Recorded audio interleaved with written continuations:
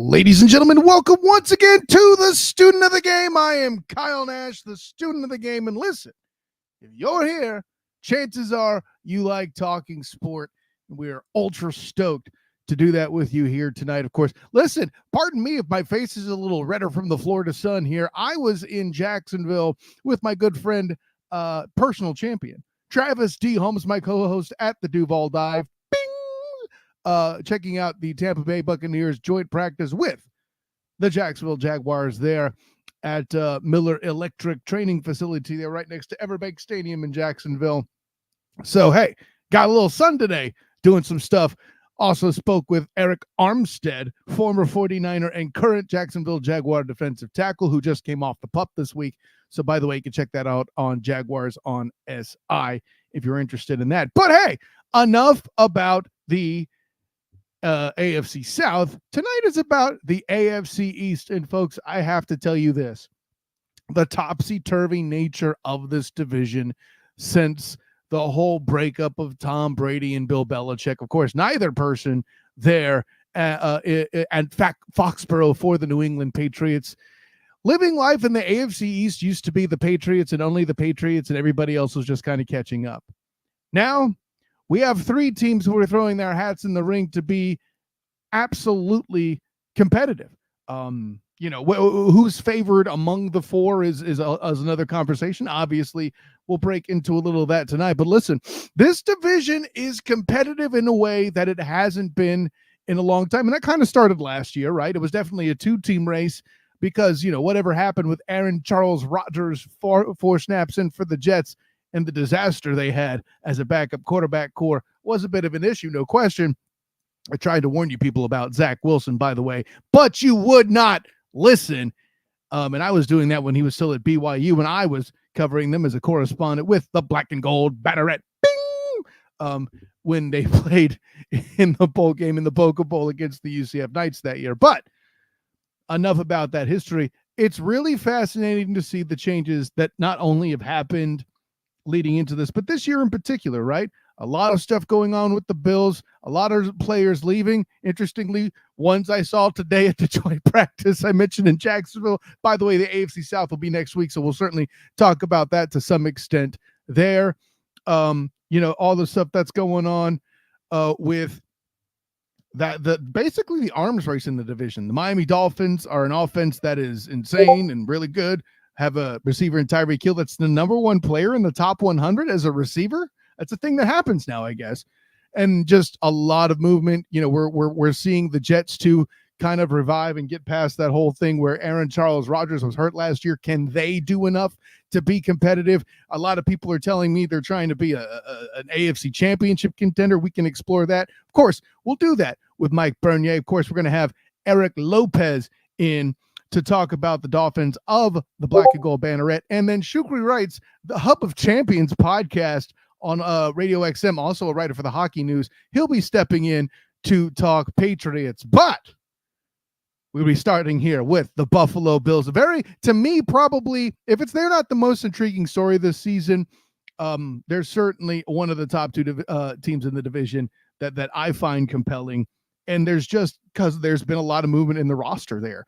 In particular, but he's in a little early. I'll jump into it. Makes sense he's here early. He must have got here in his sweet set of wheels. That's Buffalo Bills theme.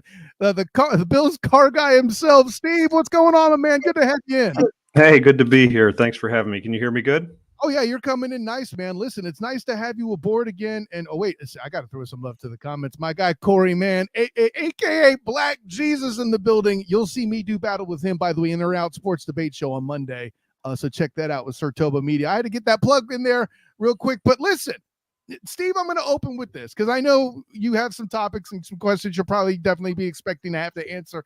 But listen, my friend, I'm not apologizing for me because I've been on many rants since it occurred. But I want to tell you that you have a sympathetic person in your corner to besmirch, to challenge, to scold the NFL football media for voting against a guy who came back from death from the comeback player of the year. What the hell are we doing, Steve? I just had to throw that out there. Yeah. I'm already on a YouTube short, like being very loud about it, and I just want you to know someone else saw that and sees the crime. I'm just saying. Yeah, no, it was, what happened to him was an utter tragedy with with almost with pretty much dying on the field. And Literally. what happened in the NFL voting was an utter tragedy. That was very, very poor decision on their part. Um, I think a lot of people got overstimulated with what happened with Damar Hamlin, with the amount of stuff that he was getting involved in. It's not to compare apples to oranges here, but it's kind of like the Haktua girl. No. There's Okay, too much of it. I see where you're going. There's too much of it, and I, people just don't want. you're not wrong though, Steve. I hate to compare that to what happened to Damar Hamlin, but I think that that's what happened maybe with the voters. Is Joe Flacco was what happened with him is it was just more recent in their memories, and it was just like, this is the new thing right now is he's there, so let's bump him and he's going to be the comeback player of the year. Forget the guy who died on the field and is now playing football again. So yes, it was a big tragedy, and like I said, I think people just get too much of one thing, and then they don't understand, when something comes back to fruition, like, hey, he deserved it 100%. And I think people were mad that we were saying that too. People were like, no, he didn't. Like, he died. He was revived, and he came back and played football the following year, not even a year later. So yeah, I'm 100% on board. Yeah, to this point, the only thing I ever remember seeing dying involving Joe Flacco was some of the long passes down the field that he was bailed out for in the past. And the real reason why the now late Jacoby Jones was the actual Super Bowl MVP, paying tribute to another man. May he also rest in peace. That's tragic as well. But yeah, yeah. Anyways, that was I didn't expect to go here, but it was fun. It was somehow morbidly fun. We'll roll with it. It had that kind of dark comedy feel to it, and I'm with it. But Yeah. It's a whole thing. And I apologize about my background, a little different than the last time I was on. We moved to a new house, and I got my little daughter's vacation countdown rings here behind me instead of the Josh Allen jersey. But we adapt and move on. I'll put it this way: you may not be able to sell the rings on eBay, but I would definitely understand if you had more pride rocking those than the jersey, man. Girl dad power and all this other stuff. She's my world, man. She's a lot more in my world than the Bills are, but I love the Bills too, so that's why I'm here. The Bills can come in second place. That's fine. I'm with that. 100%. I think that's the only place you'd want the Bills to come in second. But let's talk. I'm going to need you to help me with something, Steve, because while we broed it up and did the whole team up thing there to talk about Damar Hamlin, something that I don't know you're aware of because I hadn't started talking to you yet. But this is way back first when Stephon Diggs arrived from the Vikings to the Bills. And at that point, in the stat line, Josh Allen was struggling. I actually went out. It was on the Haps app at the time. That should tell you how far back that goes. So, but in August, about this time that year, I said that Josh Allen's numbers would improve, but the real MVP of the offense at that time was going to be one Stephon Diggs. Now, we can argue how true that is or isn't, but one thing that is unequivocally true is the offense for the Bills was better ever since. Since that point, Cole Beasley retired, I think, eventually. Gabe Davis is now somewhere else. And also Stephon Diggs in the same division as a Houston Texan. Listen, I saw Keon Coleman play in person last year when they did the kickoff classic here at Camping World Stadium against LSU. I'm not here to say Keon Coleman's a bad receiver, but I don't see answers. Tell me what I'm missing. I don't think you're missing much because Diggs, how do you replace Diggs, right? How do you replace 150 targets? And I think the thing that a lot of people are not, like a lot of people outside the Bills organization are not seeing is the fact that Josh Allen seems a little less stressed to have to get Diggs the ball every time. And a lot of people seem to forget that Diggs fell off in their 6-game win streak at the end of the season. He was pretty much like they had him clamped and he couldn't do anything. And Josh Allen spread the ball out.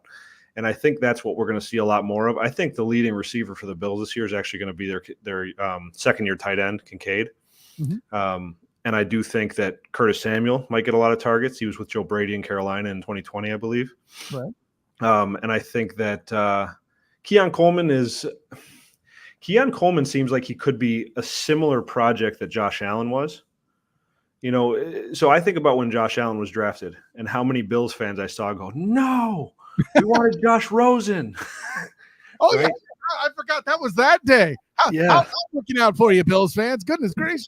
So I remember that. And I remember when I think I wasn't even more mad about the Bills picking Coleman. I was mad that I stayed up the first night of the draft for them to trade back to the last pick. So it made me stay up longer. And then they traded out of the first round at that point. So I didn't get to see a pick. That was more frustrating to me than anything because I had to get up so early the next day. But when they picked Coleman, I don't want to question Brandon Beane anymore. I don't want to be like, what are you doing? So I think Keon Coleman might have a similar rookie year to Josh Allen's rookie year. He might flash at times and be like, wow, this guy's got some real good potential. And then him and Josh Allen are going to get on a full offseason again together, and they're going to be in a good place. And the Bills have more cap space than you can imagine coming up next year because they released or traded Diggs or whatever this year.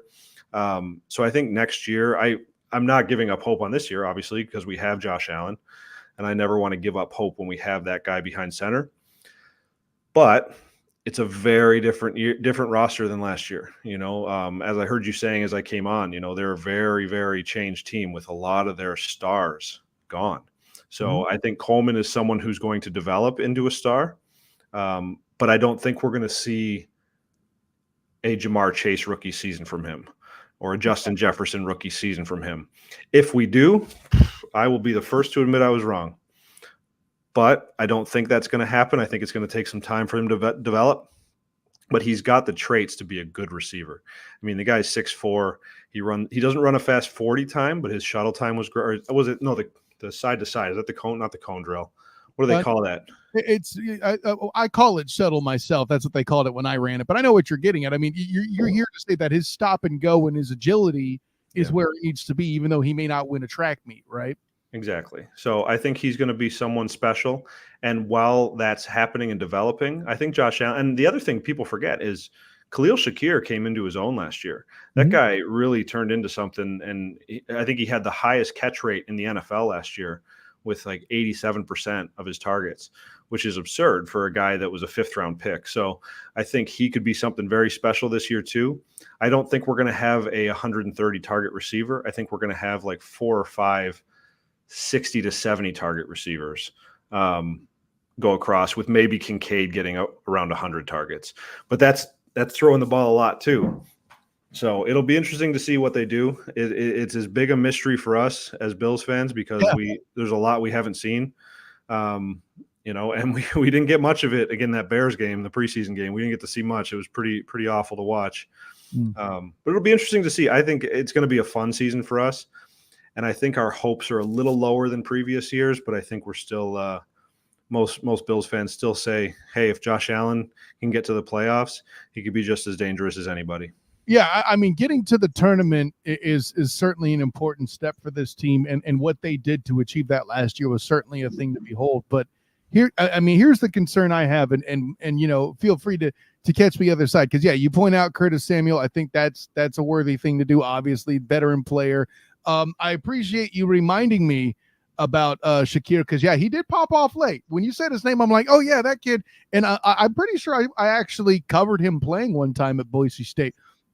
Granted, it would have been Malzahn's first year coaching at UCF, I believe. So I remember his name being called in that game, and just a talented guy to play football. You make a brilliant point bringing him up, but I feel like, listen, if you're watching this show, you probably have seen Moneyball, and I feel like what they're trying to do is replace the proverbial Jason Giambi, aka Stephon Diggs, in the aggregate. Which, by the way, I never thought I would reference Giambi in a segment about the AFC East, but here we are. It's a great movie reference too, honestly. Oh yeah, Moneyball is a great film. It's a great data movie. I don't care how I feel about baseball. Like, as a data professional, I'm like, yes, this is how 100%, it's done. 100%. Jonah Hill is not a believable algorithm writer. No. That being said, I think the question I would have then too is, it looks to me like the biggest challenge the offense actually has may not even necessarily be the talented guys.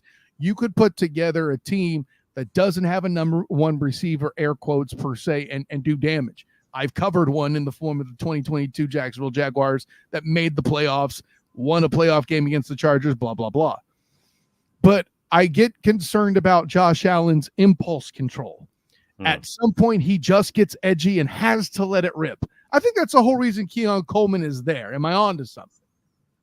I think you are, because I think, well, Josh Allen, first of all, he said he wanted Keon. He told Brandon Beane, I want Keon, draft him. And I feel like Keon could be like one of those, bleep it, he's down there somewhere, I'm going to throw it. And, he can go up and get it. He's a much bigger receiver than Diggs was.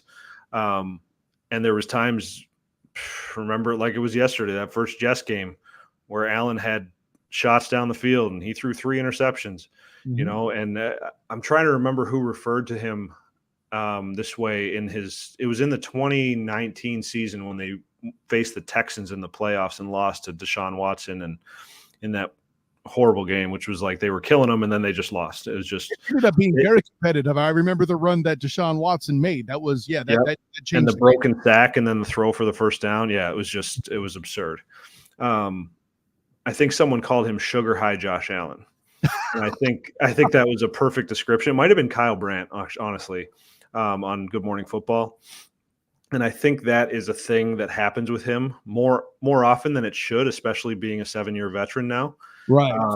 So, I mean, the scary thing is he plays as well as he does and throws that many interceptions.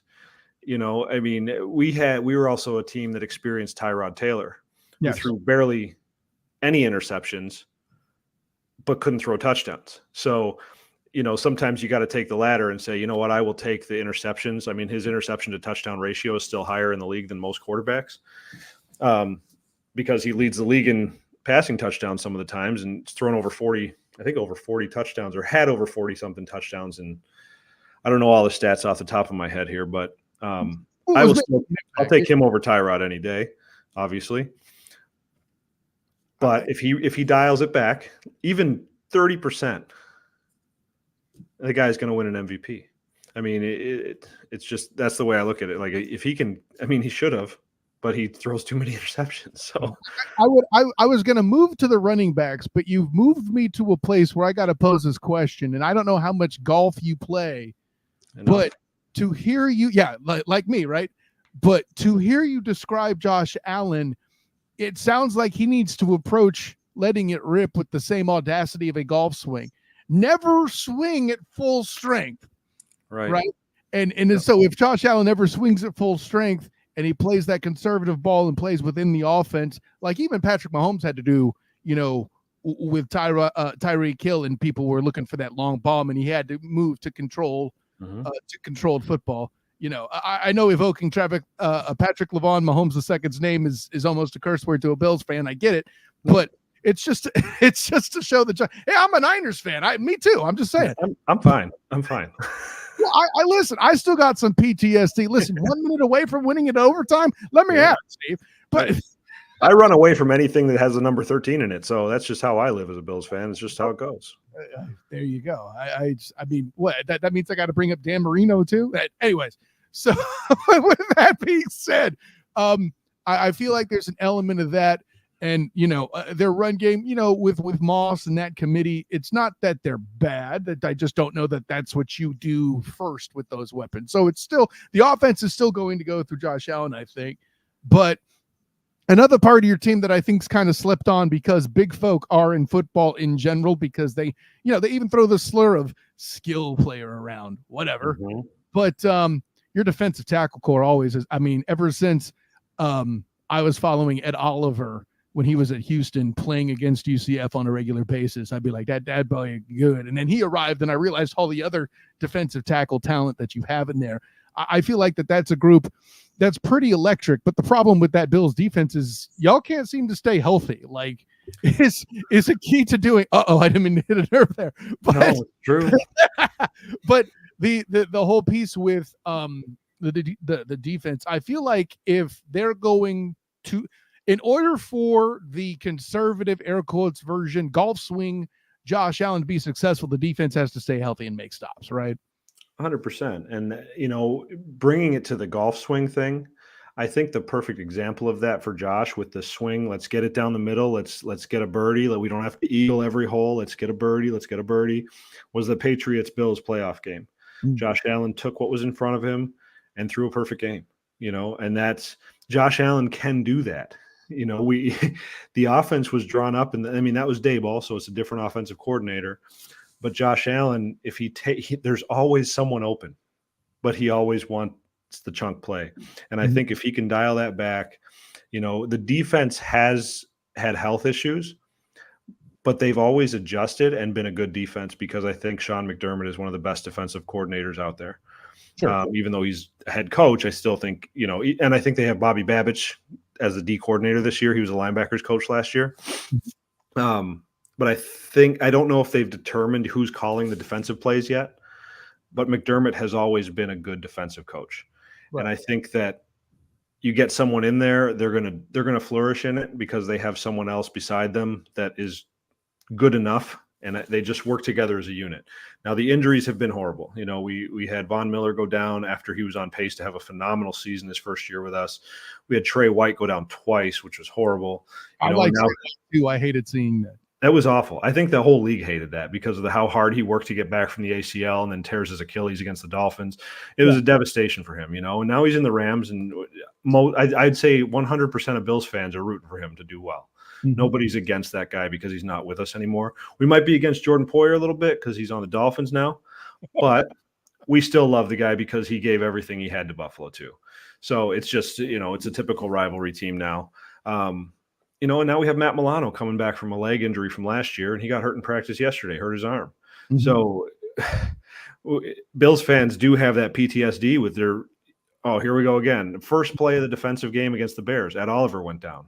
He was cleared to come back in, and the coaches said no. So thank goodness. But yes, injuries have been a problem, and then we have the safety we drafted. Cole Bishop's injured now.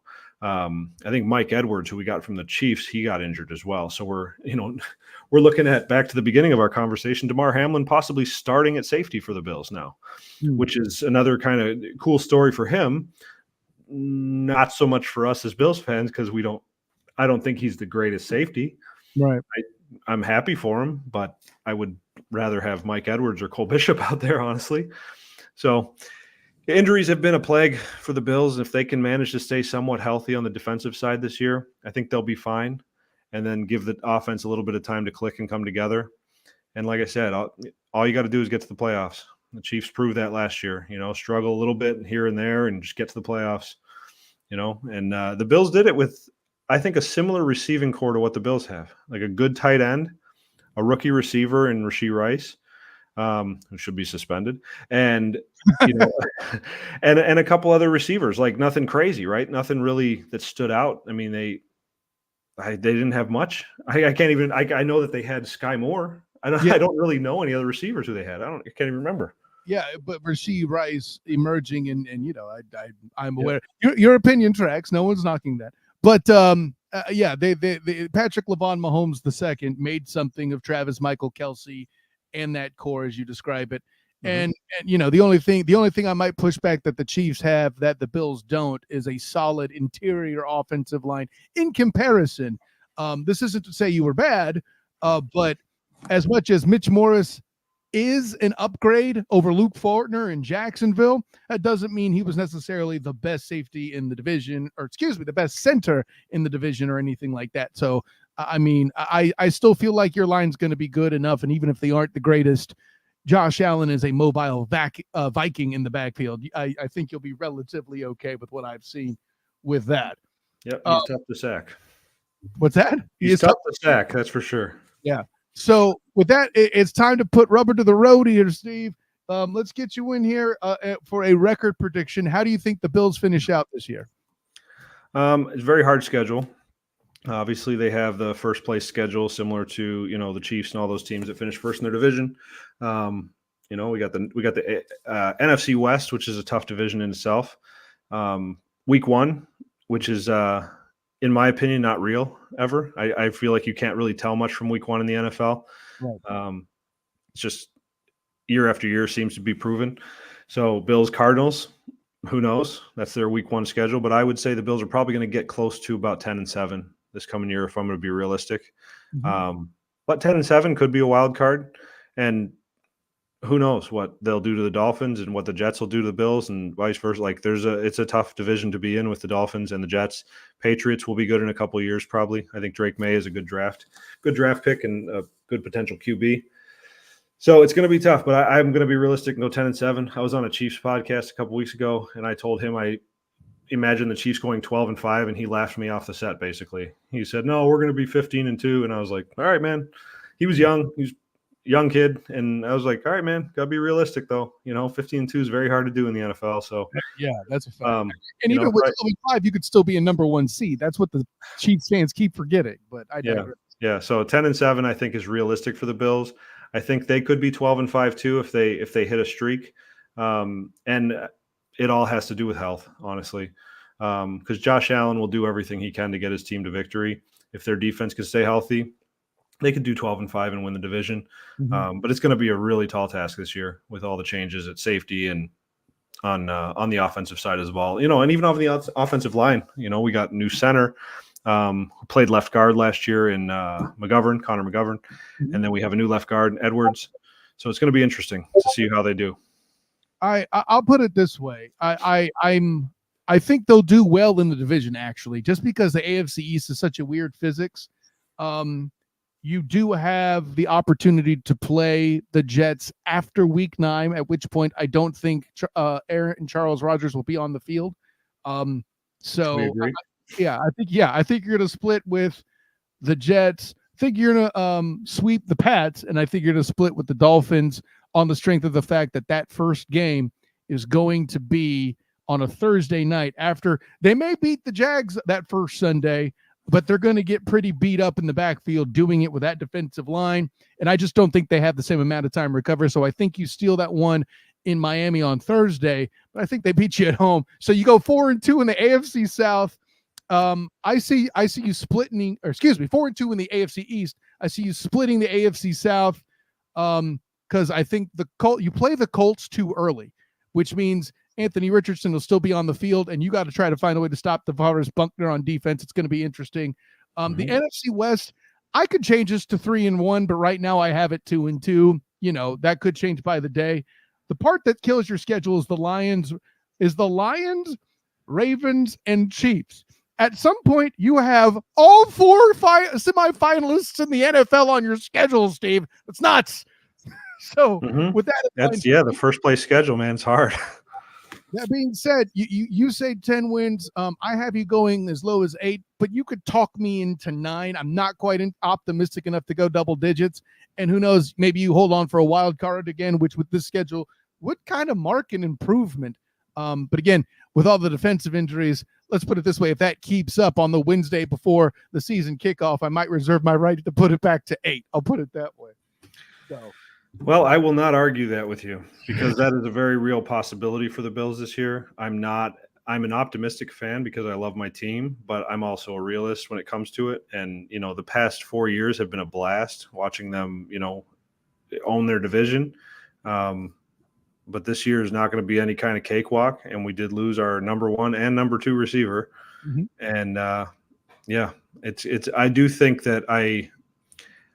I do think Dalton Kincaid is going to surprise the league this year, though. I think he's going to be – he's special. He's very special. So if Josh Allen can use him like the way Mahomes uses Kelsey, that's going to be a tough thing to stop. So, there's been weirder things, man. There's been bad teams that have beaten good teams. There's been it's why we watch the game and why they play the game. Nobody's guaranteed a victory, and the Bills could go 12-5. They could just as easily go 5-12 if they have a slump of a season. So it's going to be fun to go and fun to watch. And I'm just excited to see how they do. And then next offseason is going to be a riot. I think it's going to be a blast to watch what they do with all that money. $80 million in cap, I think they're going to have. Yeah, no, we may have to have a conversation about that in the offseason when that comes up there, Steve. But thanks for coming aboard. Let the people know where you could be found. Yep, thank you for having me. The best place to find me is on Twitter. I will still call it that for the rest of my life. And we're family men. We can't be telling people we're on X. It sends out the wrong message. Exactly. And my wife's listening. She's like, "What are you on?" No. But yeah, no, at Bill's Car Guy, that's where I'm on Twitter. And I like chatting all sports with everybody, every fan base. I try to get along with everybody and just like you, be a student of the game and just enjoy getting along with people and have a little friendly banter sometimes. So I appreciate you having me on, Kyle. Thank you so much. Nicely done. Looking forward to the next one, man. Appreciate it. The Bills car guy himself, Steve Aitchison, doing the thing, man. Thanks so much. Thanks, guys. So Steve coming in. Listen, I like his take on Kincaid being a big deal. We mentioned replacing Stephon Diggs. The only way they can really do that with this lineup is in the aggregate, a la Moneyball. To get the catches that would be necessary for that, you're going to have some of those go to a tight end when Josh Allen is in trouble. But enough with conservative offenses.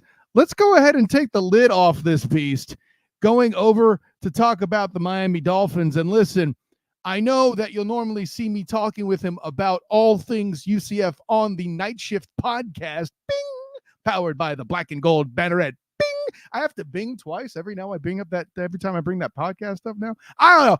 Anyways, nonetheless, friend of the show, Sultan of Stickball, even though we're talking football tonight, Eric Lopez. What's going on, my man? It is going on. Football season is here. I am honored to be here. I've gone all Dolphin.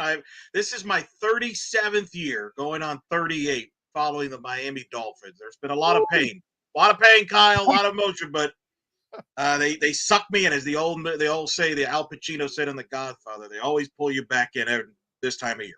The only thing worth remembering in a good way for Godfather 3 is that line, and it does mean it does ring appropriate for you Dolphin fans, man. I can't front on that, man. But listen, let me get into this right away. I think the Tua signing, man. What'd you think of that contract? I mean, they had really no choice. I mean, this, the quarterback market, it kind of dictates a lot of these things. And, I knew this was headed this way. I think Miami, once Jacksonville gave Trevor Lawrence his deal, now you're like, oh boy, this is going to definitely be over. No, I mean, it's over 50 because, it was interesting how this became a polarizing topic. It was a huge topic around Dolphin fans because I think a lot Dolphin people like Tua. He had a great year. You look at all the numbers, he's, would suggest he earned that money. And yet there's that, it's tricky because I think the NFL, the last handful of years, the motto has been try to win with a quarterback under a cheap contract, usually that rookie contract. Case in point, your beloved 49ers with Brock Purdy. That's been a big benefit. And I think that was the thing. And I think Tua, for as great as a year as he had last year, the ending, I think, left some people with kind of still some question marks as far as some bad taste in their mouth as far as, is this guy a franchise quarterback? Is he a good quarterback that's benefiting from Mike McDaniel's system? So I think there's still some jury out there. But what is your alternatives if you're the Dolphins? If you don't sign him, now he's in a contract year. There's probably some hard feelings being developed. So it's kind of a no-win situation. And listen, as a Dolphin fan, I told you, 37 years. They haven't had a quarterback this good since this guy. There's a reason why I brought this jersey out just for you, Kyle. Mr. Dan Marino. Worship. So it's been a struggle. So what are you going to do? Risk losing him, this guy, even if he's maybe not as good as maybe you hoped when you drafted him? That was the dilemma. Yeah, well, and here's the thing. At this point, if you made it through this draft class without acquiring a quarterback in waiting, it ain't going to be Mike White. All right? We knew that, okay? So, I mean, I like Skylar Moore and everything. It's a cute story, but how about no? I think, but here's the part that I like the most. First of all, don't blame Trevor Lawrence, all right? Why is it when Trevor Lawrence got his extension, everybody's ticked? But Jared Goff, Baker Mayfield, and Kirk Cousins, man, it's cool. What are we doing here? Anyway. Look, all of that is fair. I mean, the market has blown up, and I don't disagree. But Jordan Love just got paid, and he's, for a good second half of the year. So it just is what it is. That's the market. The quarterback's the most important position, not just in football, but in all of sports. And the Dolphins have not had one as good as Tua since Dan Marino. That's a fact. That's not even up to debate. Yeah. So, but the problem is Tua is held to a very high standard and scrutinized, I think, in part because a lot of Dolphin fans always compare the quarterback to Dan Marino, which is unfair. Right. And then I think part two is, well, you took him over Justin Herbert, who is believed to be at least more of a better physical, talented quarterback than Tua. And I think so. There you have those combination of those things, and it creates this kind of narrative on a career in Tua, which was nearly like Brian Flores tried his best to massacre that career before it even started, with the way he handled him by splitting time with Fitzpatrick and not trusting him and then reportedly they went after Deshaun Watson, and then the owner ended up meeting with Tom Brady. So Mike McDaniel, Kyle, is really the first guy that has given belief to Tua. And I think, in fact, I saw recently that about a week ago, I think Mike McDaniel in an interview said that he did a video clip of all great plays that Tua have made as a quarterback to build up that confidence. Not that he needed to build it up, but just to remind him, hey, you're a good quarterback. Don't believe any of the nonsense out there. Mike McDaniel is the biggest believer of Tua, and I think to some extent, I think we forget that. I think you almost have to throw out the first couple of years of Tua because it was such a train wreck. Yeah, well, and by the way, great points. I think the Fitzpatrick thing, I think the reason why they were splitting time was because at that time, I believe Flores, and listen, I'm going to be a Flores defender just because of the situation he was handed, okay? I know that people a lot of screamed. I even hated seeing him, ship, the running back and Minka Fitzpatrick, Kenyon Drake. I loved that guy, and I hated seeing him get shipped. But it was the right thing to do to start the rebuild. And part of the reason why the Dolphins are where they are now is decisions Brian Flores made then. And the only reason why Dolphin fans probably rest better with Mike McDaniel at the helm, at the very least, he's fun to watch his team. Oh, my goodness. Well, in fairness, on the Flores thing, the issue was him and Chris Greer kind of clashed, I think, on Tua. I personally think that Flores didn't want Tua. I think Greer wanted Tua when they drafted him. Yeah, I think you're right, but I think Flores could have coached through that. I think the Stephen Ross stuff didn't help. It didn't help, but you just never got a sense that Flores was a Tua guy or defended him. It was just a weird vibe. Whereas Mike McDaniel's he's a whisperer. Oh, it's just a better fit. So we'll see. But we'll see. I mean, but that's the story with Tua, and here we go. He's going to get another year with pretty much the nucleus of the offense back, which everybody's going to focus on, and rightfully so. But I think the big question with Miami is going to be on the other side of the ball defensively. Can they stop the passing game, which they got lit up a little bit towards the end of the year last year? And then, of course, I'm sure we'll get into the offensive line. Can they stay healthy? Yeah, and one last point. First of all, excellent points you do make about McDaniel with fit. Yeah, I know I went in a different direction, but you're still completely accurate. No one's arguing that. Let me ask this question too. I think an element of paying for Tua now is also the big money that Tyreek got. And I like his contract too, because at least it's, rumored, at least I don't know that I've actually heard Tyreek say it as the quote, but he's talking about he's going to retire in a couple of years and be done with football. That's why he got that big money. You lock Tua in now, and you have these top two pillars of the offense. Maybe by the time Tyreek gets offloaded as a retiree, then you could start applying to Waddle, who's good enough to be a one himself, and make all that work. I see you nodding. You're feeling that that's part of the strategy here. Absolutely. No, absolutely. They gave Waddle an extension in part to protect themselves because I think Tyreek Hill was incredible. I think you could have made a strong case for him for MVP last year. He was my MVP before he got hurt. Yeah. His peers, Kyle, I know you disagreed with this, but the NFL Network that came out, the peers, his fellow players voted him as the best NFL player last year. That was it. I mean, that's respect right there. Whether you agree with it or not, I know you're a McCaffrey guy, but his peers. McCaffrey. I said L-Jack. So I only thought the number 2 guy should have been number 1 and Hill should have been number 2. So it ain't like I'm hating on him, Eric Lopez. Cut me a little slack. Fair, but he was incredible. But if you remember, he got banged up towards the end of the year last year, and they were a completely different offense without him there. But you wonder how much mileage is left there. So yes, Waddle is more of your long-term guy with Tua. Remember, Tua and Waddle played together at Alabama as well. So I think you're right. That is part of the plan. And again, and you know this, the NFL, that what seems like a big contract now for the quarterback, that might change in a couple of years, right? And so hold on to your hats, fans. CJ Stroud's contract, woo! right.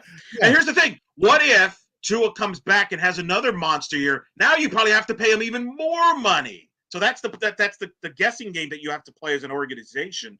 Yeah. And what you're hoping is, if what you're betting on, if you're the Dolphins, is that Tua still has his best football ahead of him, because now he's got his feet under him. Now he just played a full season healthy, and he put up great numbers.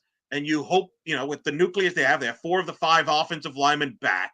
Hopefully they could stay healthy. My goodness, that was like Swiss cheese by the end of the year with the offensive line, which nobody wants to bring up except you. I give you credit. You're the only one that brings up the fact that this offensive line was shattered with injuries at the end of the year, but nobody wants to mention that. They just want to blame the skill position guys for that. But he's got the offensive line back. He's got a heck of a backfield, to me, with Mostert and A-Chain, if he could stay healthy. And they even drafted this kid, Wyatt from Tennessee, who was the wide receiver there for Josh Heupel. They've turned him into a running back. He's explosive. So they've got the weapons around him. He's another year older. So, yeah, I think that's why you have to make that investment, because the alternative is when Tua hasn't played, Mike McDaniel, Kyle, doesn't look like such a genius when Tua is not under getting the snaps. Oh, and I think there's one hell of a fall off from 1 to 2 on that. Not like Aaron Rodgers to Zach Wilson to Tim Boyle bad, but I mean, it's pretty close. It's pretty close. Skylar Thompson's not very good. He was terrible in the first preseason game. So, I mean, trust me, the Dolphins season, if something happens to Tua, it goes south real fast. I mean, they just don't have it. Yeah. I mean, at least they don't have a quarterback from UConn on their roster. That's all I'm saying, Eric Lopez. But let me bring this in too, because the other part that people don't talk about enough, and it's a great opportunity, we're having an intelligent conversation about the quarterback contract position situation here. But I think the part that also gets missed is, let's pretend for a minute that Tua doesn't work out for reason X. Some team out there is going to need a guy at that helm with experience, be it emergency, be it, hey, we just need a patchwork guy until we can draft somebody, whatever it is. At least at that point, once the part of his contract, and I haven't hit Spot Rack to look it all up and see if it's front loaded or back loaded or whatever, but if you divvy off enough guaranteed money and you don't just offload it like the Broncos did, good gravy, you're in a position to trade him as an asset to get something back to try to start the new rebuild. Because quarterbacks, even as air quotes failed assets, can be moved, and nobody talks about that. Well, not only that, I mean, everybody wants to pick on him for his injury. Is he injury prone? Like, I remember everybody, scrutinized him because of all the concussions a couple years ago. Like, he was the only NFL player ever to get a concussion, and like, my goodness. Yet, it's funny, Kyle. Everybody's favorite, Joe Burrow, your boy, right now, from what I'm reading, can't even could do 4 straight practices. They're told him not to do more than 3 straight practices because of his wrist injury, still recovering from that. There's questions whether that will ever be fully healthy. Apparently that injury has never happened to a quarterback position player before. We don't know if he'll bounce back from that. I'm not saying he won't, but to me, how is that not like red flags if you're a Bengals fan, that he can't go a full week of practice with it because of risk of making it worse? I mean, that's concerning. To me, if you're a Bengal fan, I'm along with Jamar Chase holding out. So, but for whatever reason, Tua is the one that's been kind of carrying this motto, if you will, a little bit. And listen, I'm not saying he's not blameless, because at the end of the day, I look back at last year, that last game against the Buffalo Bills, the AFC East title on the line. He got the ball back with a chance to drive him in to win the game and win the division. Win the division. I'm not talking about, hey, what would have happened in the playoff? Just win the division, and he throws the interception that ends the game. They don't win the division. They got to go to Kansas City and just get smacked around by the Chiefs in like below 0 degrees. And that's again, that is again why there's still this question mark about him, and the Dolphins for that matter, and Mike McDaniel as well. I mean, I'll give you the stat. I don't know if you're aware of this. You know what the Dolphins' record is in the Mike McDaniel era against teams with a 500 or better record, above 500? I'm going to guess they're below 500 on that. I'll start there. 5-12. 5-12 Wow. against teams above 500. They were 1-6 last year. 1-6. The one win was the Dallas Cowboys game around, I think, was Christmas. So, and do they even really count, honestly? Fair. I mean, but the point is, people are skeptical. And then the thing that hurt them is in big games like the Baltimore game, for example, and others, their defense got destroyed, which is why Vic Fangio's gone and why Mike McDaniel is on a third defensive coordinator here in his 3 seasons. And they made a lot of changes to that defensive roster. We'll see if it's better or not. It has to be if they want to be a legitimate contender. Yeah, I don't know that it is. I mean, you got Calais Campbell, a dude who I like, who's a fine human being, but he's also year 17 into the league. And he's you don't pay Christian Wilkins. He leaves. That's a huge loss up the middle. The Dolphins were very good against the run. Wilkins, I would argue, was their best offensive player last year, maybe the last couple of years. And they didn't get a deal done with him. Now you walk away. I agree with you. I don't know how much left does Calais Campbell have left in the tank. So now all of a sudden you're a little softer inside. Does that mean you're more suspect against the run, which means your offense is going to be put more pressure there? So I agree. That's a valid question. They lost Xavier Howard in the cornerback position. So who's going to play alongside Jalen Ramsey is up for it. I mean, they signed Fuller from Washington, was terrible last year. He was if you look at all the advanced metrics, the guy was, I think, QBR teams or quarterback ratings were over 100 when they threw at Fuller and Fuller, the cornerback. So I think there's questions there. The good news is Ramsey's healthy. Remember last year he was not healthy to start the year. So I do think he'll make them better. But there are questions on this defense, and can they put that consistency pressure there with some of the guys they lost? But Wilkins is a big concern, no doubt. Yeah, no, I'm glad you brought him up there too. I mean, to get, I was going to touch on the defense, but I didn't want to depress anybody too much. But yeah, Wilkins was a huge loss. I think that's a safe statement. As was Howard, taking nothing from him, obviously. But I'll put it this: I think you'll be surprised at my optimism when we hit the schedule. But what do you think the Dolphins are going to finish with this year, Eric Lopez? So this sounds like a cop-out. Like I was listening about, well, you can't really read into week 1, but week 1 I think is very important. Last year, remember, Dolphins played the Chargers week 1 in that incredible, exciting shootout between Herbert and Tua. Dolphins won that game. I think that helped set the Dolphins season to a positive. It also, I thought, set the Chargers season to a negative. You look at this year, the Dolphins opened with the Jags. I think that's a big game, Kyle, for both teams. I know it sounds weird, but considering how the Jags finished the year last year, the Dolphins, I think that's a huge gain for both sides. And for the Dolphins, remember, they got to play Buffalo after Jacksonville. Then you go to Seattle. Yeah. Who a lot of people think could be a trendy sleeper team in the NFC with their new coach and they've revamped the defense. So that's a tough start to the schedule. And here's the concern. Look at the last 6 games. Green Bay, a popular team for the playoff predictions, right? The Jets, Aaron Rodgers, will he be healthy? That defense, you got to play him twice the last 6 weeks. They got to play the Texans, everybody's favorite darlings with Stroud and company. They got the Browns in that 6-game slate, which might, on paper, maybe the best defense, at least in the AFC. And but your beloved 49ers. That is a gauntlet in the last 6 games, Kyle. So to answer your question, they need to get off to a good start, and they need to do well in the middle of the year because that is a rough stretch. To me, if you ask me, I'd take 3-3 in those 6 games. I'd be happy. But you got to do something leading up to that. So I guess I'll say, to answer your question, I think it's a 9-8, 10-7 team, assuming they're healthy, just because I still have questions about the defense. I mean, the linebacking situation's a question mark, although I do like Brooks, the kid they got from Seattle at linebacker. I like Poyer, who they added from Buffalo, just because Poyer always killed the Dolphins. It's one of those things where you're sick of playing that guy, so you're just happy he's on your side. That's how I feel. But I do worry about the Wilkins loss, Kyle. I don't know how you offset that, being honest. Well, the way you beat a team that can run the ball against you and slow the clock down, you get receivers that can make huge plays and get chunk yards and reduce how much time you need to score, which is exactly what the Dolphins have. I think they go 5-1 in the AFC East. I think they split with the Bills. They have the advantage of playing the Jets late in the year, at which point I don't think both times, by the way, I think it's like week 11 and then late again. Both of them after week 9 is my point. I think Aaron Charles Rodgers will be on the shelf, so that won't be a factor. They'll sweep the Jets. I think they'll split the Bills.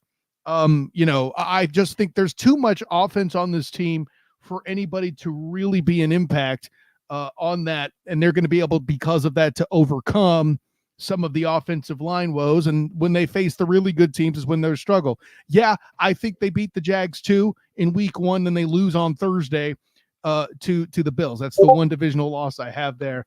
I think they go 2-2, losing to the Colts and Texans in the South.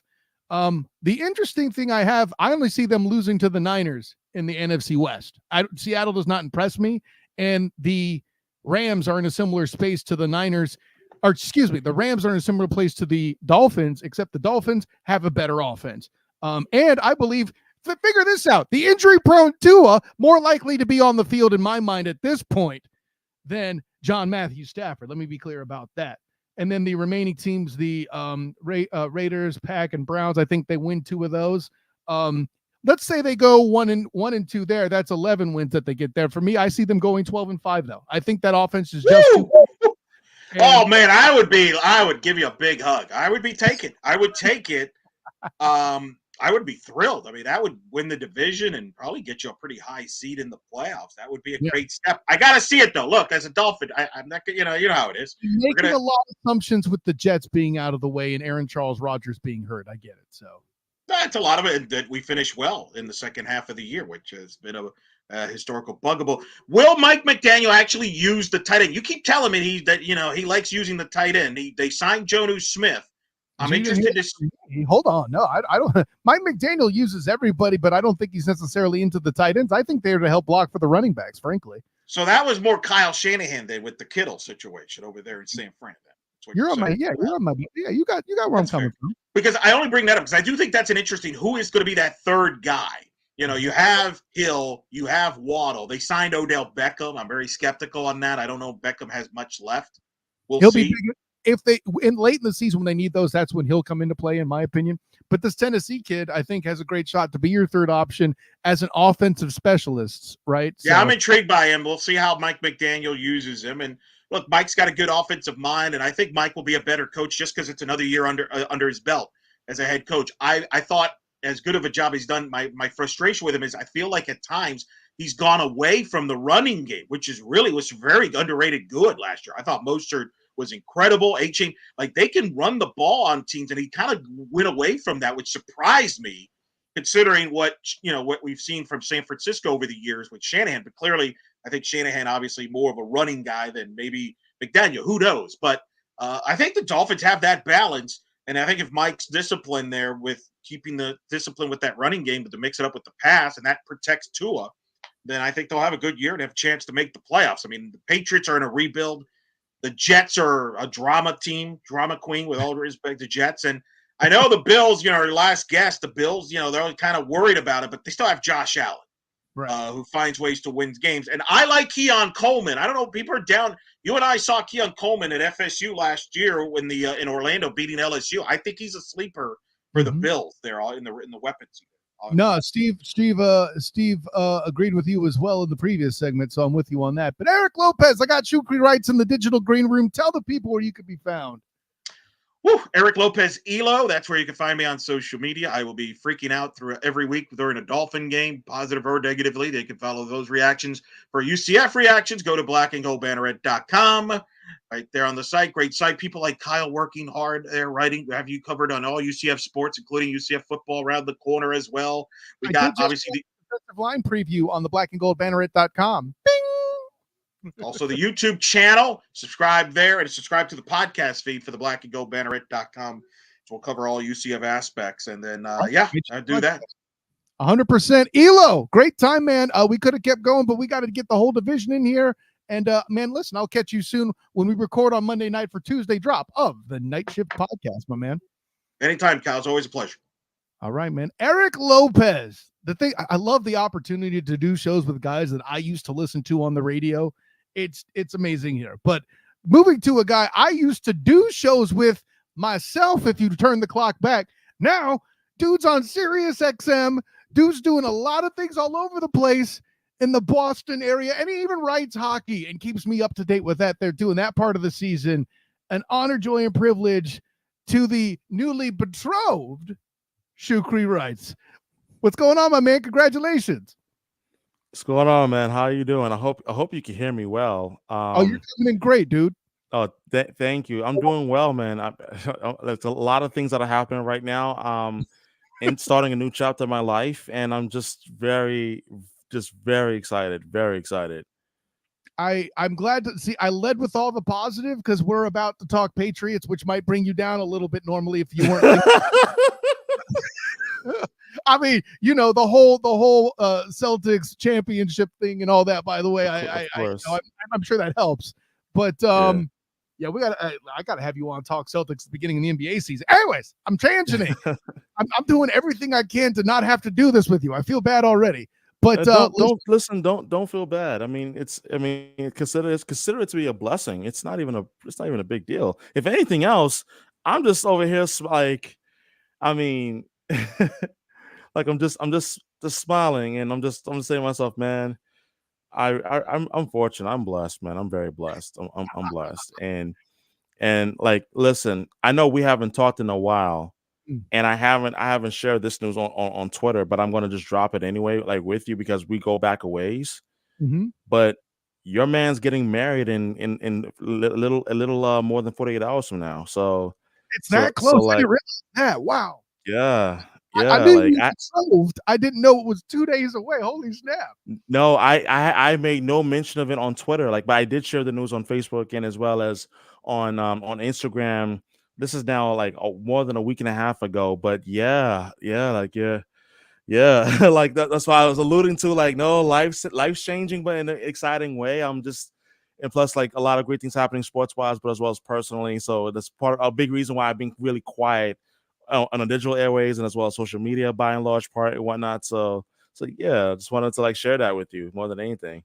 Congratulations, my man. 100%. Thank you. And listen, I know the other reason you're real quiet is because planning that ceremony is a beast.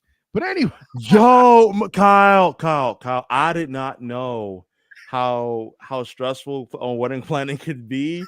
And I understand now. I fully understand. Like, but now like it's all done now. But now I'm like, yo, just get me to the wedding day.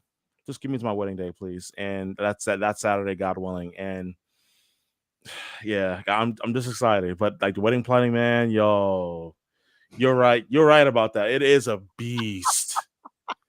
And those of you that are married already or just got married, y'all know what I'm talking about. That's all I gotta say. It's listen, I'm 14 years in, coming up on 15 years in. I still remember. Okay, anyway, man, listen. All right, let's get into it, man. First of all, help me. I tried to come back on task after that. It's tough. It's impossible. Like, I mean, because we're talking about big things for us men, and like now I'm like literally about to enter that beautiful club. Like, so I'm starting to understand a lot of things that I was very much naive and privy to before, but now it's like, oh, I see, I get it now. Yeah. That's funny, man. No, I don't know what to add. You got a great attitude for it, but let me get into this, my man. Like, help me with this. I didn't feel right about Drake May. Can I just tell you, Shukri? Am I the problem? Can you help me with that? What do you see that I might be missing? I have my reservations about Drake May. Now, I haven't obviously been to like the practices and whatnot, but all the reports I've been reading and following in terms of Drake May's progress in training camp, and I could actually understand why the Patriots are hesitant to play him in year number one. I mean, it's not a knock against his talent, but the truth of the matter is that he still has a lot of developing to do. And my personal concern for Drake May when he was drafted was, is this guy good enough to be the franchise quarterback, or is he like the short-term project, if you will? And if he's a project, it becomes even more clearer as to why the Patriots even went out and got Jacoby Brissett, and which was a move I didn't have a problem with. But I think also in just looking at things from a bird's eye view, it's now become clear to me as to like the Patriots are in a rebuild. Yes. And a lot of what they're doing may or may not make sense. I, for one, was of the school that you should start Drake May just like at least this year, obviously, and let him get his chops wounded and so forth. Let him take his hits. But with the way that our offensive line is, I am actually petrified. I truly am. So as far as Drake May is concerned, I'm actually with you on the premise of your concerns are pretty much spot on. And for me personally, I have more questions than answers as pertains to Drake May. He's a project at this point, because if you're hearing that Drake May is struggling in training camp, which doesn't surprise anybody, but if you're hearing him that he's struggling to grasp, certain NFL terminology, or just even like applying certain aspects in practice, yeah, I am concerned. But I'm not panicking, because again, he's a rookie, so he's gonna go through growing pains. But I do think that it is certainly fair to say that, man, the Patriots, they got their hands full with Drake May. Yeah, well, and I'll even add this: a former a member of the Belichick tree has shown a successful example of a guy that needs buildup, but you didn't want to put in the way, so you find in a guy that's essentially a stand-in to take the hits. Or at least in Brissett's case, he's made a lot more of his money in the NFL escaping. So this is where he's different than the example. But this is exactly what Miami did, acquiring Fitzmagic. That's right, Ryan Fitzpatrick, to take hits for Tua early on, because that O-line was pizzazz. Like, yeah. I mean, that was the latest in a tradition of awful offensive line play that started just before I wrote for the Dolphins Wire back in 18 and 19, right? So, yeah, I think that's the defense that I would certainly put out. And, good on Jacoby Brissett for, getting paid. I never thought he was an awful quarterback. But let's be real. He is the human shield for Drake May right now. Facts of the case. I mean, like he's the Sloman shield. If you're old enough to remember, you know exactly what I'm talking about. That's not a good thing. No, not at all. Like, I mean, I don't know what way I could possibly put this 10 ways from Sunday, but man, if I am going to look at Elliott Wolf with any sort of scorn, which is for me, it's hard to do, but because of the fact that, at the end of the day, sports media and sports radio, it's about reaction, creating some sort of emotion. But I'm going to be that guy and just say that if you're going to look at the front office like Elliott Wolf, for example, with any sort of like scorn, not disdain, scorn, you got to start with the fact that you knew that going into training camp that this team was barren with for talent. Like you name it. I mentioned already about the offensive line, the struggles that they have. I talked about Drake May, that he is literally a project. I just don't see him starting to start the year. I just don't. But I'll even take it a step further in terms of the receiving core. This was an issue during Belichick. It's an issue now. Right. But when you're that barren for talent and you don't have a true number one, and everyone else sees the hot garbage that is in New England right now, it's no wonder why Brandon Ayuk refused to come to New England via trade. I'm glad you said it's no wonder why. It shouldn't surprise anybody. I mean, why would he want to come to a program that is in a clear rebuild? And I wouldn't call it in disarray, but there is a level of chaos, if you will, in which that I just don't get the sense there's a clear-cut plan. And that's just how I see it. Agree to disagree, but I just think that when you're running an operation in that which that it looks like we're just gonna go plan things on the fly, it's just disastrous. And I'm just curious to see, like, okay, today was a real eye opener for Patriot fans, for myself, but it's everyone who follows the team and covers the team. It was a hard knock on the reminder of reality surrounding this franchise and this organization, that this is a team that is in a rebuild. And they made one cold move that, frankly, I think it definitely needs to be talked about. We're getting to it, my man, because we got to go to the defensive side, and you talk about the rebuild. as if you didn't have enough evidence, the gun now smokes with the departure of Matt Judon from the reins. And I got to tell you, this to me, I know I keep mentioning Brian Flores rebuilding the Dolphins, and if it wasn't for the Stephen Ross scandal and all that, I think he may have still been there. Let me be clear. But Google that, kids. We don't have enough time on this podcast. But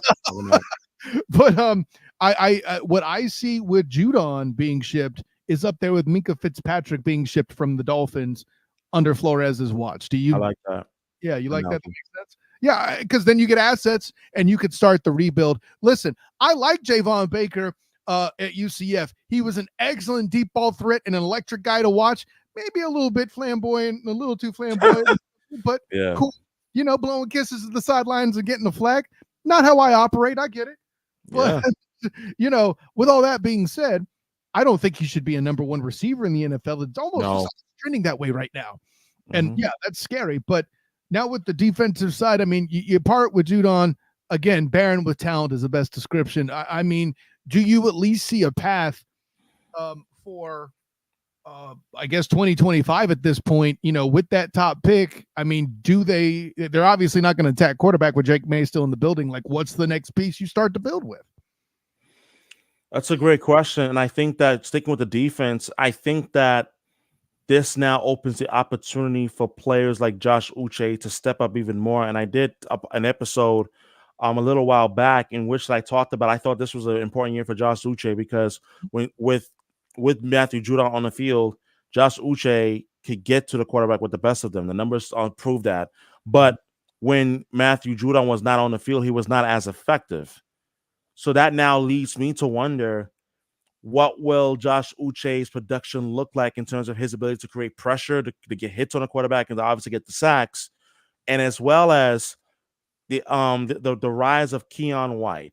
We saw last year, like in spurts, just how good he could be, like the former defensive lineman out of Georgia Tech. We saw how good he could be, but there was obviously like still that growing spurt that he has to go through and so forth. And I just think that because of the departure of Matthew Judon, I do think that there is part of me that just believes that at the Patriots, they do have a lot of work to do in terms of the defensive line. But I also will say this, though.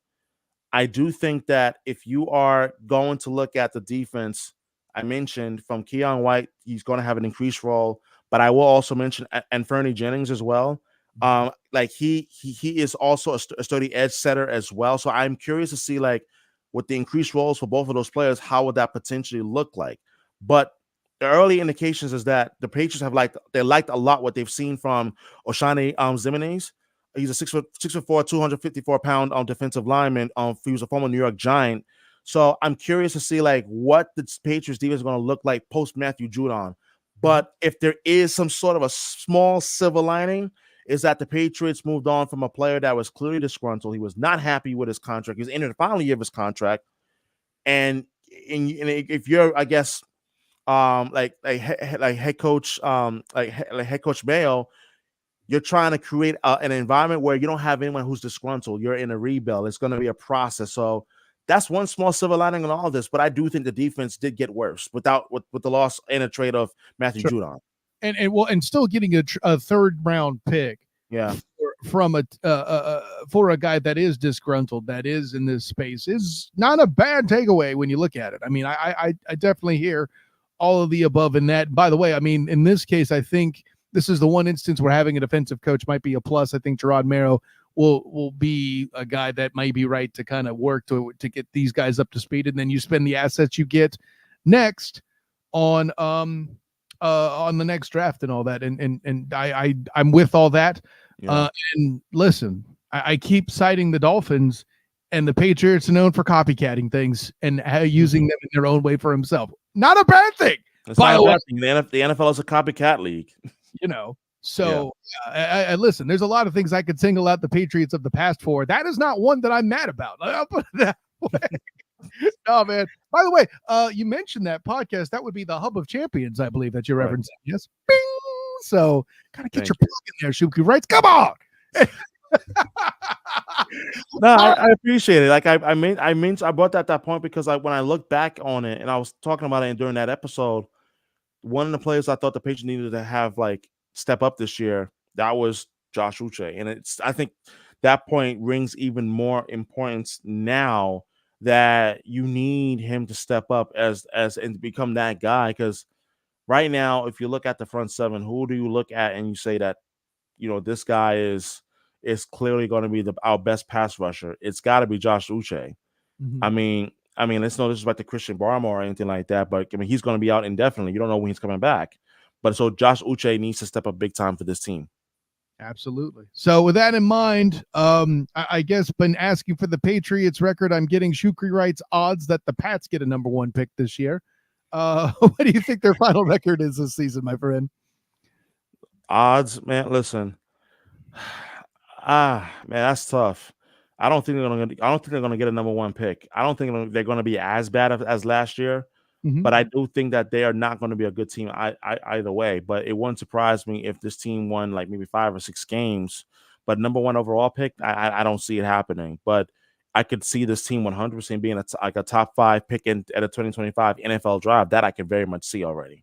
Yeah, well, I'll put it this way. I think the Raiders have a worse shot at trying to do anything this year than you. I have them right now in my head being the top pick.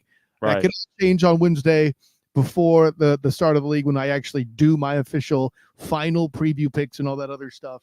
But yeah, it's just looking on the schedule. It's hard for me. I assume you steal one from the Jets because the rivalry is crazy in this division, and you play them late enough to where Aaron Charles Rodgers will be missing, in my opinion. This is going to be an interesting segment coming up with Mike Bernier as we talk Jets, because everyone before you, I've mentioned Aaron Charles Rodgers missing significant time. And yeah, that's going to be an interesting conversation. But in the AFC South, I think y'all steal one from the Titans. Gerard Mayo does enough to fool the mayonnaise messiah into throwing some picks. That's fine. And the NFC West, I struggle to see where that comes in. Maybe you get the Cardinals or something. I don't know. It's a tough schedule to look at. And then you have the Bengals, Chargers, and Bears as your bonus 3 games. It's not that it's Kyle, sir. But Kyle, like, here's the problem that I have. Like, Tell if me. you look at the first, let's say the first 6 games, it's very easy for me to see this team go 1-5, and I'm dead serious. Like, I just don't see the Patriots beating the Bengals. Healthy Joe Burrow, by the way. Maybe the Seahawks in their home opener, sure. But if Aaron Rodgers is healthy for Week 3 in their Thursday night prime video game against the New York Jets at MetLife, that's an L. And you got to travel out west to San Francisco in Week 4 against the Niners. A hungry Niners team that I think still has a shot to go to the Super Bowl, despite the fact that they're frankly about to trade Brandon Ayuk. I just think that the Patriots that's a separate. They're going to have their hands full against the Dolphins and the Texans. So it won't surprise me if this team went like 1-5 to start on the first 6 games of the year. It just wouldn't surprise me.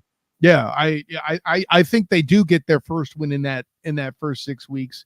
It's hard to find one after that, man. That's what I'm saying. I agree. Which is why I'm like, if I told you I thought 5 games was optimistic, you're not blaming me, and I appreciate that. I don't blame you, but even just the first 6 games alone, I'm like, yikes. So even after week 6, you got Jacksonville, then you got home against the Jets, you got the Titans, you got the Bears. Maybe you get a couple of wins there. Maybe against maybe against the Bears, maybe against the Titans, depending on how things pan out. But again, like the Rams, Dolphins, it's tough. It's just tough. Talking about it alone, makes me like. Well, I could use this phrase now. You could always hug your fiance to lift you up, my guy. Yeah. Listen, my fiance, she's an Eagles fan, so I'm like, babe, God bless you, because I'm like, if you want to see me miserable on a Sunday, just turn on the Pats game. Just watch me in my misery. Like, just go ahead, babe. Like, just go ahead. Like, my soon-to-be wife, like, I'm like, you know what? I don't fault you. She's from the Philly area. She's an Eagles fan, so it's like, but the Eagles, they got their own pressures as well this season, because it's really do or die for Jalen Hurts, and as well as Nick Sirianni. Get it done or you're out, Nick Sirianni, because there's a guy named Bill Belichick that's basically lurking in the background, like, haha, I'll wait for you to slip up, buddy. I wouldn't be mad if that happened, I'll be honest. I think that'd be a fun I'm expecting it. Honestly, I'm expecting it to happen. Shuk Wright's calling his shot. Okay. I'm calling it now. I'm not mad at you. It's not a bad shot to call. I'm feeling it a little bit now that you mentioned it. But no, that's good. Listen, man, I know we tied that we could probably keep going for another hour, but I have Mikey Byrne in the green room. It's about to get silly up in here talking these Jets, but for sure, you sir Proctor, the hub of champions, you write for the Hockey News. Tell the world where you can be found, my friend. You can find me on Twitter at Shukri Writes. You can find me on TikTok under the same handle, Shukri Writes. Find me on Instagram at SWritesRadio_. That is where you can find me on social media, as well as the Hub of Champions. You can find it on Sirius XM Radio, Sirius XM app. You can also find the Shukri Writes podcast on iHeartRadio as well as my national radio show that I do for Pacifica Radio Network. That's on the Shukri Writes podcast on iHeartRadio as well. I completely forgot to bring that up. Thank you for bringing that in. See, Don't worry. You do about as many things than I do. You just listen, man. You're just more famous than I am, and that's okay. Oh man, listen. I am. It's a little after 10:15 at night. I am just as mellow and as calm as I possibly can be, and all the while just really excited to be here with you, and as well as just soaking everything in, man. And to be clear, folks, it's against his beliefs to be on any substance. This is just how the guy operates. Okay, so don't think there's an edible involved. That's not. There is literally zero. I'm just calm. Like right now, I'm like the calmest I've been like in about a week and a half. I think the angriest I've ever seen you got was talking Boston Bruins. That's probably yeah. You know how I absolutely love to like. I wouldn't say love to, but I just tend to blow gaskets when I'm really like angry about the Bruins or something like that. But right now I'm like calm. Like I don't know if I should be worried because I'm this calm, or the fact that I'm just like, all right, it's Patriots. My expectations are not high to begin with, but the news of them trading Matthew Judon was tough. But even then, it was like, this is a reminder. Hey, ladies and gentlemen, prepare for another season where this team could very well be maybe 5-12 or 4-13. Don't be surprised, but. Yeah. Hey, but you know what? Here, test that. Wait to test that theory when hockey season starts. If you're calm about the Bruins, then something is wrong. Stop it. Season starts October 8th, if I remember correctly, against the Florida Panthers. The cup raising banner night in Florida for the Stanley Cup champion Florida Panthers. So yeah, that's going to be interesting. Yes, the hockey nation that is Florida. Still doesn't make any sense. Shukri writes, thank you for coming on, my man. Enjoy your nuptials on Saturday. Thank you. And what a great time having you in, my guy. I'll talk to you soon, right? Absolutely. Look forward to it. Thank you for having me on, my friend. All right. Shukri writes, soon to be newlywed. Shukri writes, best of luck to him and making that happen Saturday. Wow. Like the day after my birthday, he's getting married. He has far more important things to worry about than preseason games, and I respect it.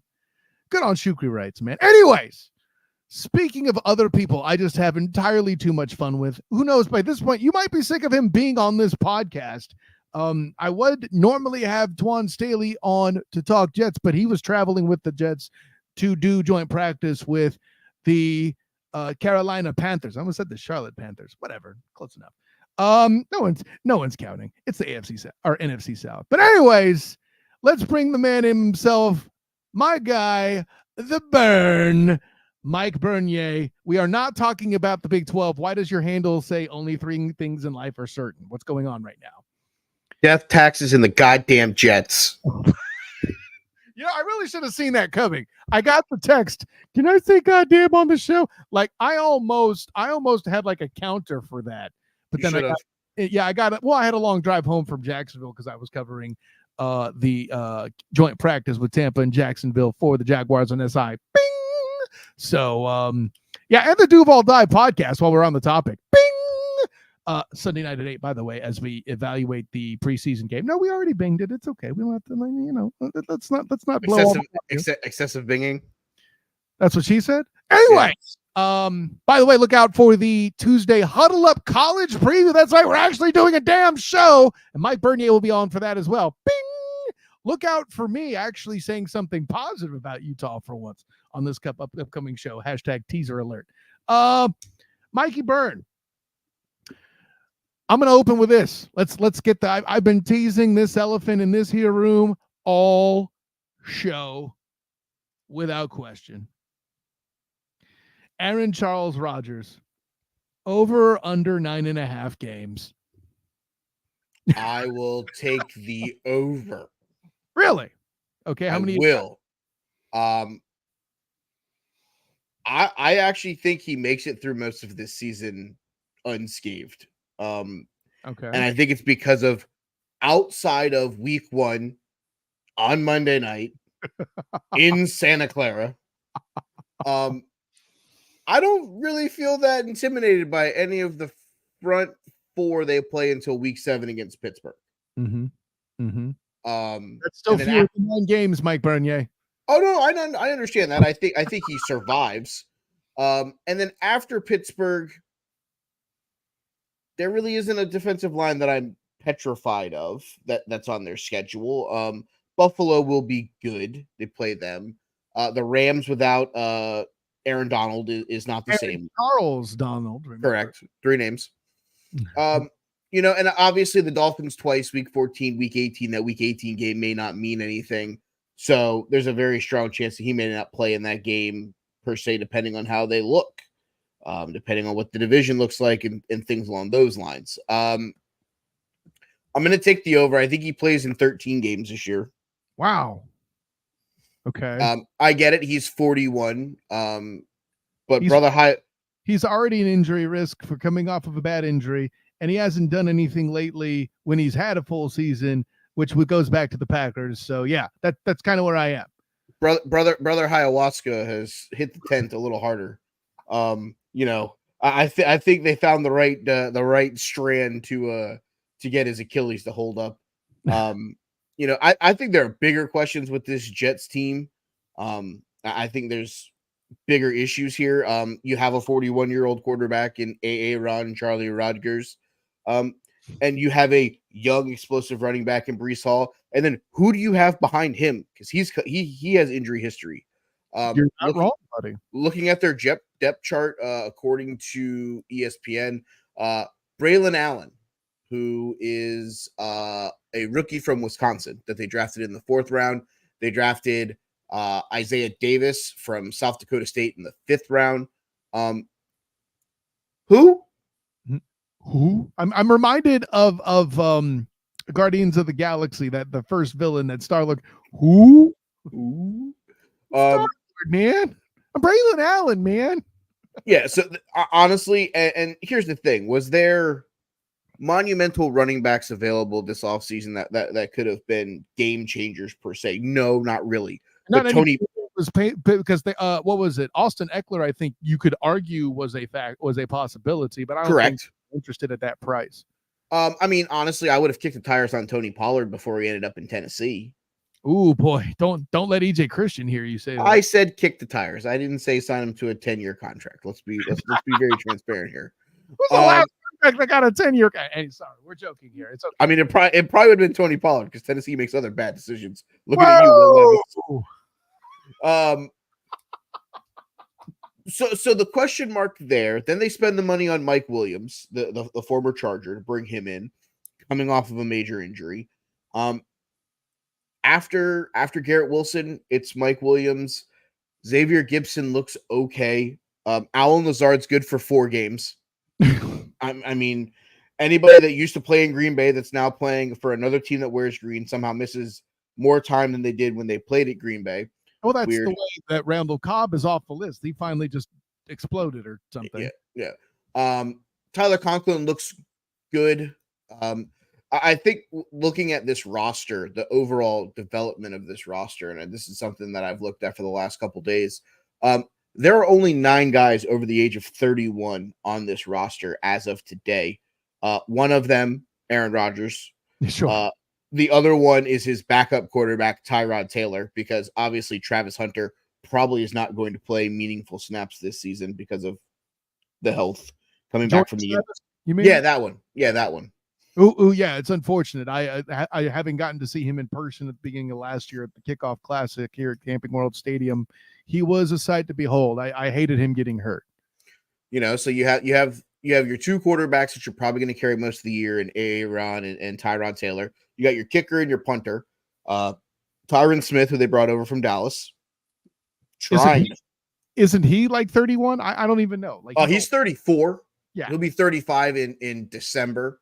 With Morgan injury history too, by the way. Correct. Morgan Moses, another offensive lineman, CJ Mosley. Here's the deal, though. The question that I have with Jets, and it's happened over the last 48 hours, it's the Hassan Reddick stuff. Yeah. Your thing here is the reason why this team has been as ability to be as good as it could be was because even with Zach Wilson and Mike White and student of the game Kyle Nash playing quarterback at some point for this team last year after Aaron Rodgers got hurt, the defense is what kept them in contention. And Hassan Reddick was supposed to be a very vital part of this defense. And now potentially without him, and depending on what you get back for him, I think that's a major hole that isn't going to be able to be filled week 2/3 of the preseason. Right. Right. There's not anyone sitting at home right now that you're like, that's my guy. I'm going to go trade Hassan Reddick and I'm going to bring him in, and it's not going to be, that big of a drop off. I think the fall, if you do move on from Reddick, at this point, are you in the mood to pay him? I don't even know what he wants. Are you willing to give him the contract? Is Hassan Reddick the piece that you think is the all-in piece to win the AFC East? Is he the piece that potentially could defeat Joe Burrow, Lamar Jackson, Patrick Mahomes, and the teams that they represent? Is he enough to beat Josh Allen to finally win your division? I have questions about that. I think obviously Sauce is Sauce, and I think he's going to do a great job keeping the cornerback room looking strong. Him and DJ Reed, they both played well together as a unit. But the front seven, and I think there's real questions there, especially if you move on from Hassan Reddick. I don't think there's a way you could keep him in the building at this point. I'll put it that way. And that whole thing, the blunder that represents to know even Hassan Reddick, Lewis Reddick, Riddick from Pitch Black, whatever, Chronicles of Riddick. I don't think Riddick Bowe. Riddick Bowe. I don't think anybody didn't know Mike the Bernier. I don't think anybody didn't know he was going to want an extension, except for, to use your words, the goddamn Jets. So, someone had to say it, so I said it. And if you didn't say it, I'm saying it again. It's just had to be said. You're not wrong. You're not wrong. So, yeah, you're right. Their DB core is great, but and this is where it's going to be interesting because, here's where I get 9 games from, for anybody who's wondering. You obviously mentioned week 1. They are going to lose one of their offensive linemen to injury for a significant period of time in week 1. That is happening. Over under Tyron Smith. 5 games. Okay. Over percent chance that it's Tyron Smith that they lose on snap number 3 of their offensive series. I don't think they'll be that aggressive up front to start with, so I'm going to say it's low. It's like 20%. Okay. But as the game go on, that number gets bigger. This is morbid as hell. Can we stop? I'm sorry. I look at this team, and we're worried about Aaron Rodgers, and rightfully so. As our friend, yeah. As our friend Mr. Joel Klatt would say. Right. But they have other viable problems here. Looking at the depth chart, it's Tyron Smith, it's John Simpson, it's Joe Tipman, the kid they drafted from USC last year, Vera Tucker, Morgan Moses. Their first round pick is Olu Fashanu, who's the backup to Tyron Smith, who I think is going to end up playing more games than Tyron Smith this year. Shocker, I know. Weird. Tyron Smith and an injury. Mm-hmm. Sorry, Big Jim. I know you have PTSD of watching him miss a million games in Dallas. I think the offensive line is super young, with the exception of Tyron Smith and Morgan Moses. They're the only ones who have been in the league double-digit years. Right. I think they probably lose one, if not both of them, early in the season. And you're patchworking this thing together. And that's the scary part. And that's why I think like your line of 9.5 games, I think is a true question because he's not going to play in the preseason. He's not going to do things that he needs to do. I mean, let's be real. I went through it last year with Joe Burrow in Cincinnati with the calf. Which, by the way, no longer a top 3 quarterback. We'll have that conversation in 2 weeks. Anyways, that's called a teaser, Mikey Byrne. It's called me throwing my computer and leaving this show. Right? Shut up, Care. Yeah. Shut up, Kyle. Well, you care. Yeah. I mean, I can see the argument. So I don't hate that one. I think he has to earn his way back into the top 3 because of the injury history. I think that knocks him down on a peg, and I understand it. Being said, with that being the case with Joe Burrow, why the hell are so many people putting Aaron Charles Rodgers in the top 10? It doesn't make any bleeding sense. Stay off the weeds. Because I got high. Yeah, and that's exactly what it is. Because here's the thing. 41-year-old Aaron Rodgers, and I may have actually had him in my top 10, and I may have hit the ayahuasca with him in the tent before we recorded that episode. Okay, whatever. I don't even remember where I had him off the top of my head. I would have to go back and look. It's because you're thinking that you're getting 35-year-old Aaron Rodgers who was bootlegging and throwing the ball 80 yards in the air and letting unknown wide receivers from Green Bay run underneath them. Those days are done. This wide receiver here. Yeah, this one. Who is it? I don't know. We'll just throw it up there and hope he runs underneath it. It's kind of what he did for a while. That's not going to happen anymore. It's 41. It's going to be slower. It's going to have to be more in the pocket. It's going to have to be more protected. I think that's why Breece Hall is going to be the driving force of this offense. But the real issue is after Breece Hall, I don't know that I trust any of their running backs. So you're saying a guy that's injury prone in the back field as well is going to be the bell cow. And yes, unfortunately. And you're telling me about over or unders. I mean, I didn't say that it was smart. I just said that's the way that the Jets are going to do this. I mean, I have less faith right now in the Jets backfield than back in the Ahman Green days with the Houston Texans and the Arian Foster and all that were guys. Or Ahman Green wasn't the Texans. Sorry, that was the Packers. Arian Foster is the reference I'm making, but Ahman Green might be more appropriate too because it's a former Packer. Yeah, I mean, that's how Sam Congato got involved. That's a whole thing. But, I mean, listen, you mentioned the defense will be enough of a force. The offense, you seem more confident than me. I'll leave it at that. Oh, I think there are very, very, very strong questions on the offensive side of the ball. Garrett Wilson obviously has taken a step to become a top 15 wide receiver in the National Football League. I think that's a fairly easy assessment. But the health of Mike Williams is a question. Production at the wide receiver spot after somebody not named Garrett Wilson is a question mark. I think there are more questions than answers when it comes to this offense right now. I think the defense is going to be what keeps them in games. This is also very familiar, by the way. With all that familiarity in mind, let's see if you see anything different. Tell me how you think the Jets finish, bro. All right, so I have a high end, a low end, and then I actually have my formal prediction. Low end, I have them as a 7-win team. And that's more a run does go down and miss a significant amount of time because I still think Tyrod Taylor is athletic enough to do some crazy things to keep He's them not in games. Loyal. I get it. Right. Correct. High end, I think this team could get, looking at their schedule, just if things break certain ways, they could get to probably 12 wins. I'm saying everything has to break in their favor. This is the best case scenario. Yeah, that's yes. Why I haven't burst into outright laughter. My formal prediction, I have the Jets winning 10 games. Okay.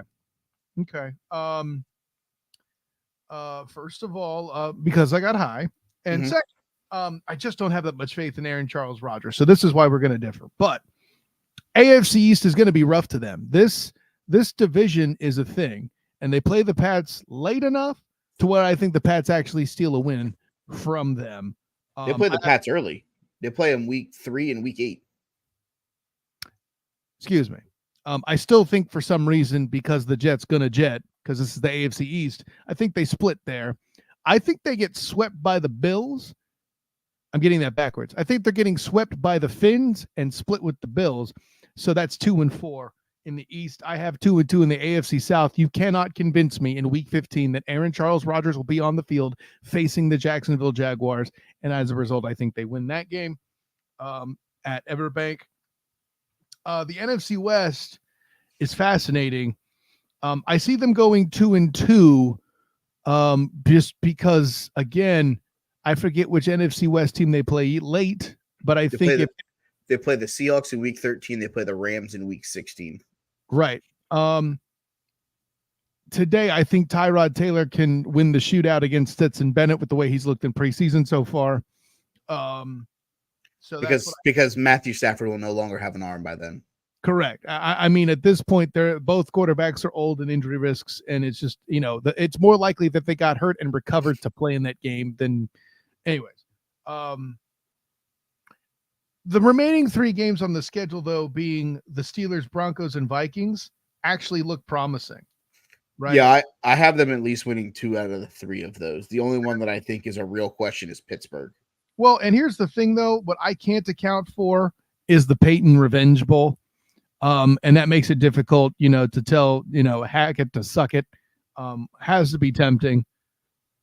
But the thing is, as much as Bo Nix may be better than JJ McCarthy, who isn't even going to be playing now because of all the injury stuff, the Vikings are certainly a dub for the Jets.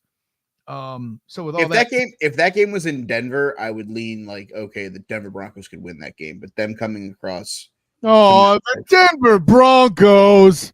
And the fact that Robert Saleh is going to have 10 days to get ready for that because they play Thursday night, Week 3 against New England. Because, that's what everybody wants to see. Amazon, we want to see Aaron Rodgers against Jacoby Brissett. Pass. I'm good. But that's the other thing about that the Jets are having to deal with. Primetime games, Thursday night games, a lot of time on TV, shorter rests with older players at the important positions. Now, granted, they do have a lot of youth around him. Let's be clear, but the significant guys, the O-line, the quarterbacks, older players. Okay, that's where the struggle is. That's where the problems happen. I have 8 and 9. I mean, I could see it. I could very easily see it. I mean, I'll put it this way: you seeing Brett Favre might as well be. Brett Favre too. Yeah. And I think he did finish his career winning like 6 or 7 or 8 games, something like that. Anyways, not his career. He finished as a Jet doing that. Anyways, I just don't have the faith in this team. I know I have some stuff, I mean, the Jets are going to be better than the Giants. Yeah, I mean, sure, and then the Jets are going to play better. I mean, yeah. Maybe for some flashes, but they're not going to be a full thing. I don't know about where he's getting the Chargers with that, but that's cool. Yeah, I don't know. I said what I said is what I'm getting to, and we'll leave it at that. Mikey Byrne, take this truck home. Tell us where you can be found. Before I go there, sad day for yours truly in the world of football. Former Coastal Carolina great Jeff Gunner, who was part of the Cincinnati Bengals, retired today. Hit me double in the heart. Loved watching him play at Coastal. Sad that he retired. Best luck to him. Declares, is that it? Yeah, I mean, Jerome Simpson was the original one. Flipping Jerome Simpson, one of the best plays I've ever witnessed. Absolutely. Yep. So, that was unfortunate to see that coming through earlier today. So, obviously, best of luck to him and all of that with his future. But you can listen to me talk wrestling on the Take 3 Wrestling podcast with myself, Big Jim of the Huddle Up Incorporated, and our good friend Joe Lopez. You can hear me talk occasionally on the Huddle Up podcast over on Huddle Up Incorporated with this guy over here, student of the game, Kyle Nash, as well as Jim and the rest of the guys. College football preview. I'm somehow going to try to find a way to take Tim Tebow to win the Heisman just to see if Ernest will fall for it. I mean, he might announce it. That's what I'm saying. I mean, he'll touch the Heisman. He has a better shot of touching the Heisman Trophy than Shadur Sanders does. Oh! Pew, pew, pew, pew, pew, pew, pew, pew, pew, pew, pew. Anyways. Shots fired. Yeah, otherwise, I always appreciate hanging out on these shows with Kyle. This is like team 37. I'm feeling like I could be part of the EJ Christian. I was about to say, you have fewer teams than. I know, but I feel like I could just put a big board up here and go, Kyle had me recover these. Do I like them? Check yes or check no. I really feel like I should have a big board. Show me mayonnaise Messiah. Oh, Ooh. and the good Yes. news, next week for the AFC South, we will have a full slate of talents. So I don't believe you'll need to come aboard next week. This is the first team that actually has a legitimate shot, I think, of finishing over 500 that I've had an ability to talk about. Gosh, I'm so sorry. I mean, you gave me the entire NFC West, and I was like, well, if we're not talking about San Francisco, I think this is a real question. and of course, we did have Carolina pass. No. No, see, now you knocked it out of my head completely. Oh, boo me. 12th man, the guy who comes in to talk the Seahawks with me. He couldn't make it. That's right. That's why. So yeah, you did the whole division with me. Yeah. So anyways, yeah. Sorry to leave Owl too. I don't mean to call him out like that on the carpet, but yeah. Anyways, yeah, you did that whole division. I don't know. Seahawks could have a fight. Anyways, but sure they could. Mikey Byrne, thanks for coming aboard and saving the day with great consistency. Of course, I am Kyle Nash, the student of the game. You can find me on Twitter, Instagram, and Threads at the SOTG. Find me on Facebook as the student of the game. Check out my writings with the Jaguars on SI, the Black and Gold Banneret, as well as the 3-point conversion when basketball season comes around. I'll be covering the Orlando Magic. And of course, check out the Night Shift podcast with the Black and Gold Banneret, or powered by, I should say, the Black and Gold Banneret, as well as the Duval Dive this Sunday. Special time for the next 2 weeks because we're evaluating preseason games here, 8 p.m. on Sunday night with my personal champion, Travis D. Holmes of Big Cat Country. And yeah, already mentioned Huddle Up on Tuesday. That should be fun. And what can I say? Football nears ever closer. It is almost upon us. So with all that in mind, an honor, joy, and privilege to do this football stuff for you one more time. But until next time, everyone, class dismissed.